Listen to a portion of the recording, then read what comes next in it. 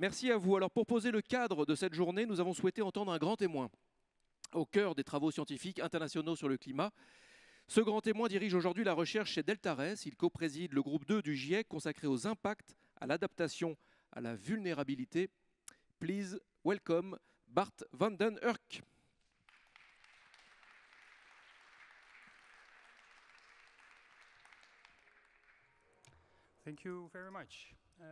Merci beaucoup.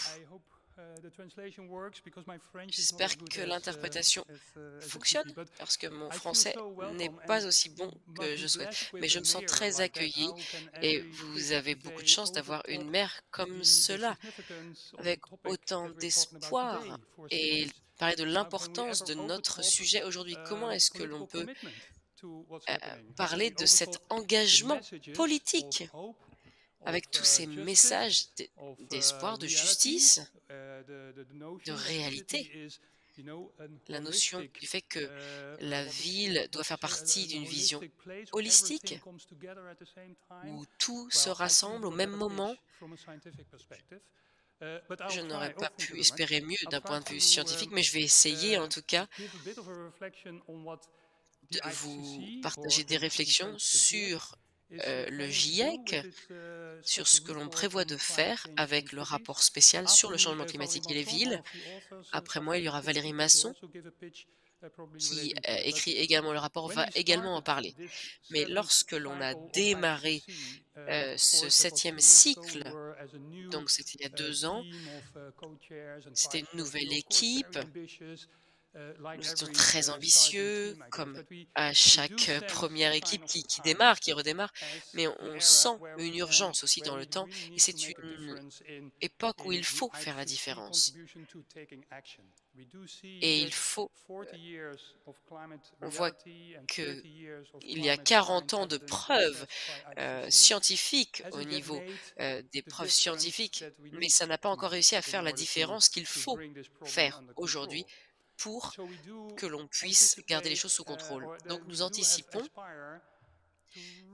en tout cas nous avons voulu atteindre les personnes qui peuvent faire la différence. Nous nous demandons continuellement, est-ce que cette information-là a changé quelque chose dans une salle avec des décideurs politiques? Est-ce que cela sert d'avoir ce type d'information lorsqu'il faut se décider sur des choses, sur des actions?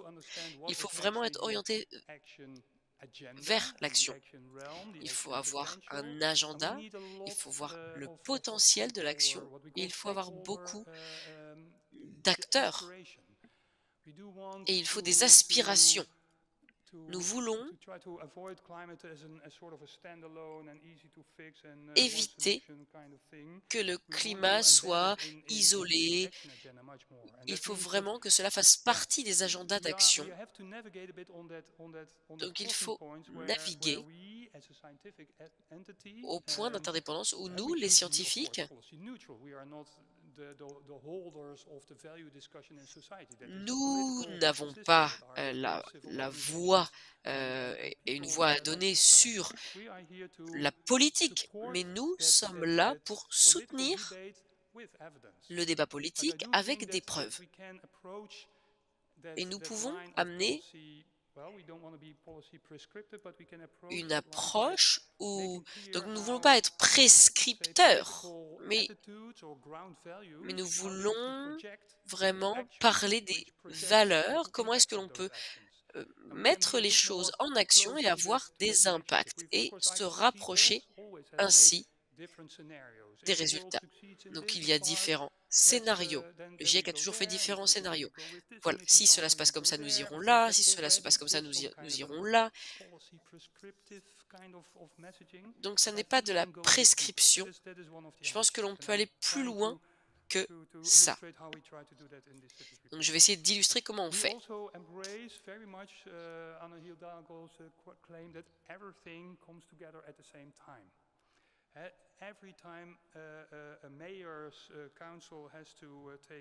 Des municipalités ou des maires doivent prendre une décision,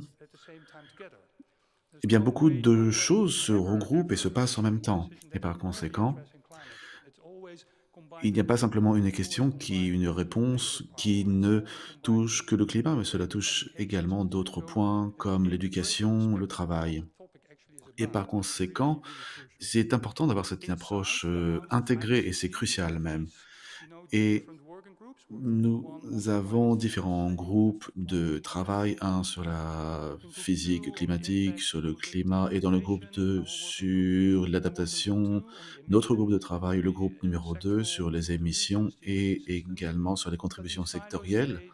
Mais les silos se fusionnent de plus en plus et encore une fois, le rapport est soutenu par les 3 groupes de travail avec une structure et des recherches qui sont faites, en particulier grâce aux travaux collectifs et nous n'avons plus de chapitres de travail et par conséquent, nous avons l'intégration dans notre travail, mais également nous pouvons voir où arrivent ces informations. Et pour finir, nous devons également parler la langue des personnes qui sont importantes, des personnes qui sont impactées. Il ne s'agit pas simplement de parler de la vérité à la société.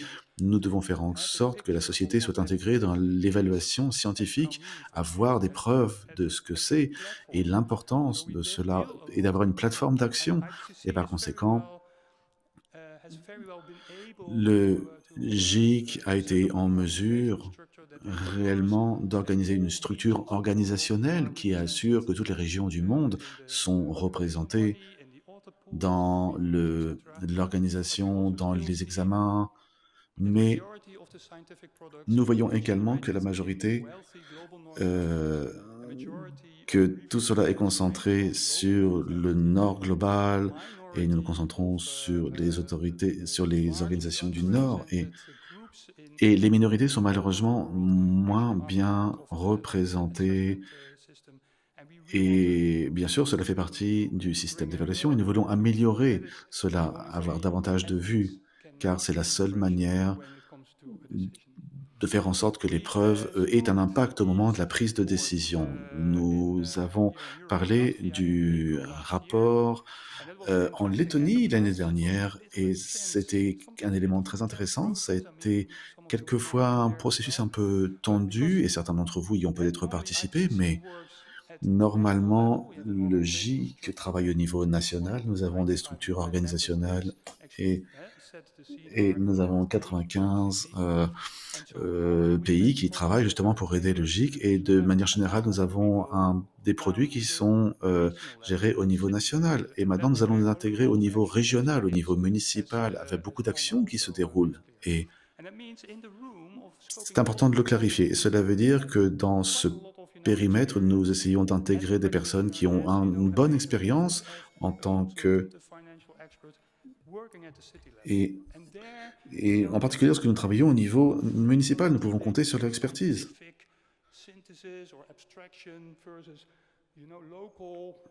Et nous avons beaucoup d'abstractions et des réalités au niveau du terrain. Mais je pense que la tension arrive à s'atténuer et c'est la raison pour laquelle nous avons recherché un petit peu cette tension car nous avons essayé de trouver une narration relativement simple avec 5 chapitres et c'est fantastique. C'est fantastique de justement de pouvoir reposer sur le public de ce rapport GIC et on nous a dit, bon, prenez ce rapport et toutes ces pages, essayez de faire en sorte que ce soit relativement court et faites une narration, une histoire que je peux raconter aux différentes parties prenantes. Et par conséquent, nous avons 5 étapes. C'est beaucoup mieux que d'avoir 20 étapes. Et premier chapitre, qu'est-ce que c'est qu'une ville? Comment nous pouvons faire sens de cette diversité de municipalités. Nous parlons de la topologie, des différents types, des différents cas d'existence, mais il s'agit vraiment de situer un peu la scénographie. Qu'est-ce qui se passe réellement dans ces villes? Et la deuxième chose, c'est qu'est-ce qui fait avancer cette ville? Et bien sûr, le changement climatique fait partie de ces moteurs et nous devons arriver au niveau municipal pour avoir des informations sur le changement climatique au niveau municipal. Mais il y a plus que cela encore. Il y a également des programmes d'action au niveau municipal, des informations, des scénarios locaux qui sont utilisés, les effets qui peuvent avoir encore une fois un impact sur la vulnérabilité des personnes. Et c'est un petit peu la partie du diagnostic. Dites-moi ce qui ne va pas avec vous, qu'est-ce qui ne va pas avec moi? Où dois-je me concentrer mon attention? Le chapitre 3 vise justement à avoir un petit peu une analyse et esquisser une potentielle solution. Et encore une fois, il n'y a pas de solution unique et nous devons avoir une palette relativement large de solutions et par conséquent, nous avons davantage de pays en voie de développement et nous avons différentes, solutions et avec des situations un peu différentes, des solutions différentes que par exemple pour la ville de Paris qui est très développée et cela nous permet un petit peu de puiser dans le potentiel d'action, mais nous savons tous qu'un patient qui va voir un docteur pour avoir, une ordonnance, eh bien, il n'y a pas de garantie que le patient va continuer à utiliser ces médicaments et car il y a l'environnement, il y a des barrières également dans l'environnement et l'environnement définit la capacité de ce patient à agir. Et c'est la raison pour laquelle nous avons le chapitre 4, qui est très intéressant également. Nous regardons le contexte. Dont nous avons besoin pour que la solution fonctionne si nous n'avons pas les informations nécessaires et cela ne garantit pas que nous allons avoir le soutien électoral, par exemple, le soutien financier, gouvernemental ou les ressources nécessaires pour mettre en place cette solution. Et par conséquent, le chapitre 4 traite vraiment de l'environnement et le chapitre 5 et qui est en fait le point de départ pour le rapport, pour les praticiens, c'est là où nous illustrons comment cela va fonctionner d'un point de vue pratique. Nous nous concentrons davantage sur des études de cas. Regardons la pléthore de cas qui dressent un inventaire des contextes, des municipalités. Pourquoi cela a fonctionné? Pourquoi cela n'a pas fonctionné? C'est le chapitre 5 et vous voyez 5 chapitres, une seule diapositive, des petits dessins et ça fonctionne très bien. Il y a énormément de choses dont nous pouvons parler dans ces 5 chapitres. Où en sommes-nous actuellement? Eh bien, nous sommes au milieu de ce que nous appelons la rédaction interne ou la rédaction 0 que nous avons fini le week-end dernier et qui va faire l'objet d'un examen en interne. Et nous avons les idées qui ont été rassemblées dans les chapitres et que nous allons pouvoir parcourir. Et nous avons commencé la compilation de cette première esquisse et au cours de la première réunion qui s'est tenue à Osaka en mars et nous allons aller à Mombasa au Kenya en juillet pour en parler et parler de cette première esquisse interne où nous nous voyons, quels sont les différents points de raccord entre les différents chapitres, peut-être avoir un message beaucoup plus clair, pouvons peut-être retirer quelque chose, il y a des duplicata, il y a des redondances à supprimer. Et nous allons, de ce que nous avons élaboré à Osaka, et nous allons également avoir une discussion à Oslo et une autre réunion à planifier en 2026. Et nous devrions amener ce document pour approbation au panel en 2027. Et si c'est accepté, et nous l'espérons, cela sera publié pour le public et cela ne doit pas s'arrêter. Là, nous devons avoir des différentes communautés comme vos organisations pour nous aider à propager ces informations. Je suis convaincu qu'il y aura beaucoup d'informations qui doivent être saisies, appropriées, pratiquées, utilisées. Et encore une fois, cela ne s'arrêtera pas en mars 2027. Nous allons y travailler encore des années après, ensemble, avec beaucoup de partenaires qui sont liés à ce projet. Eh bien, nous nous intéressons à la diversité, l'inclusivité et encore une fois, dans notre pool d'auteurs, nous nous assurons que les partenaires couvrent l'ensemble tous les continents. Nous avons 15 à 20 personnes. Nous nous assurons que l'Amérique latine, l'Asie soient bien représentées, mais nous nous assurons également que chaque chapitre n'a pas simplement des universitaires avec des grandes publications. Nous assurons que des personnes sont nouvelles au GIC Et nous avons des discussions extrêmement intéressantes et nous avons vraiment des témoignages des auteurs principaux et qui nous disent c'est un processus différent, certes, mais un peu peut-être difficile. Plus de personnes ont besoin de plus de temps pour s'habituer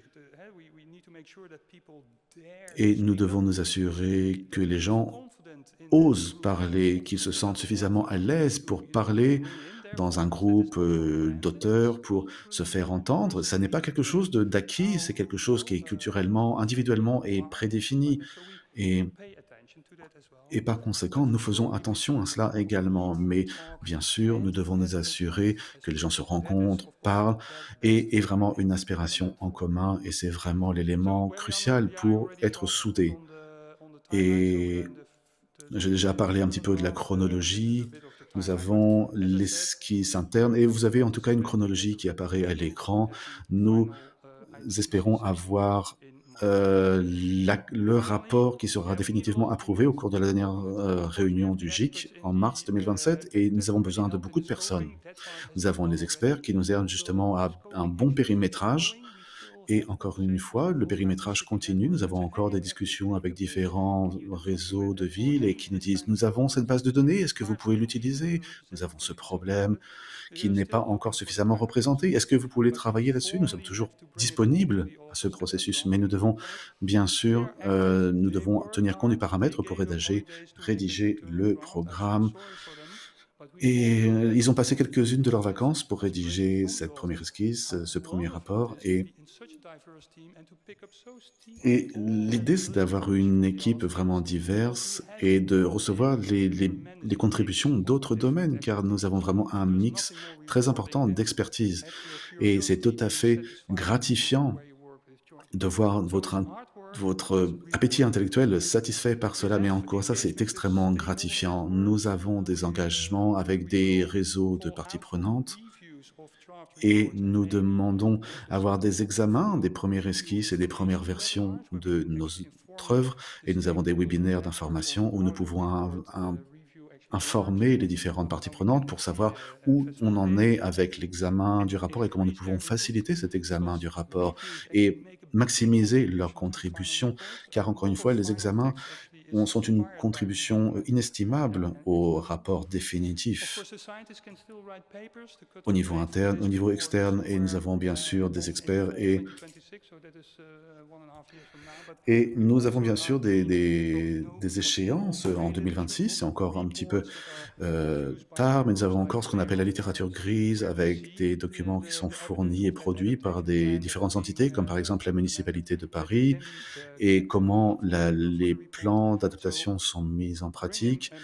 Et nous rajoutons des documents et encore une fois, nous avons ce contact au bout du compte. Il y a tant de choses dont nous devons parler une fois que le rapport sera publié, traduction dans votre langue, dans votre contexte, les produits numériques. Il y a tellement de choses qui peuvent être faites après le rapport. Bien, merci beaucoup. Je suis encore avec vous toute la journée et nous aurons quelques temps pour poser quelques questions. Merci beaucoup.